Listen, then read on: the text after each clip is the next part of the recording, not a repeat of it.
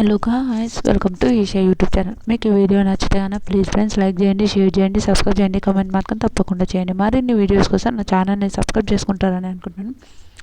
Please friends నచ్చితే కనుక subscribe చేసుకోండి.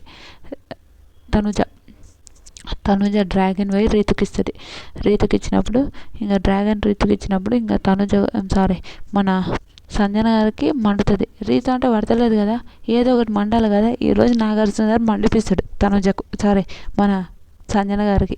నిజంగా వరస్ట్ బిహేవియర్ అండి తనుజ. తనుజ వస్తుంది. సంజన గారు రియల్ చెప్తున్నా, ఎందుకండి అంత కోపం?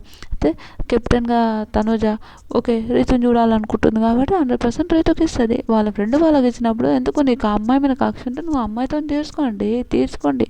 కానీ తనుజల మధ్యలో ఎందుకు ఇరికిస్తున్నారు? నా ఒపీనియన్ అది నాకు అస్సలు నచ్చలేదు. నిజంగా చాలా వరస్ట్ అనిపించింది తనుజ. సంజన గారిని చూస్తుంటే కోపం వచ్చింది. ఎందుకు తనుజ ఆవిడకి ఎందుకు ఇస్తున్నావు? నువ్వు దివ్యకి ఇస్తాను అంటే నీకేం నువ్వు ఎలా ఆడతావో నాకేం నేను అలా ఆడతా కదా, ఎందుకు అలా మాట్లాడుతున్నావు మీరు అని భలే మాట్లాడతారండి. నిజంగా ఏమన్నా మాట్లాడతారా? ఇది కదా మనకు అనిపించింది, ఇది కదా మన ఒపీనియన్ అని అనిపించింది. చూడండి, నాకైతే చాలా బాగా అనిపించింది. ఎంత బాగా అనిపించింది అంటే నా ఒపీనియన్ నాది, మీ ఒపీనియన్ వదిలింది.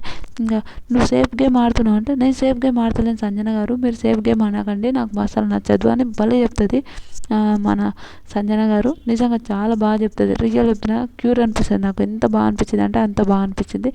తర్వాత ఓకే అని ఇంకా సంజన గారు ఇంకా ఎట్లా ఇంకా ఇప్పుడు నచ్చదు కదా సంజన, నాకు రీతు అంటే నచ్చదు కాబట్టి ఇంకా అలానే మాట్లాడుతుంటాను. కమర్షియల్ తనుజ ఇచ్చేసా. సూపర్ అనిపించింది నాకు. తనుజ చాలా బాగా తయారైంది. మీకు ఎంతమంది కనిపించింది?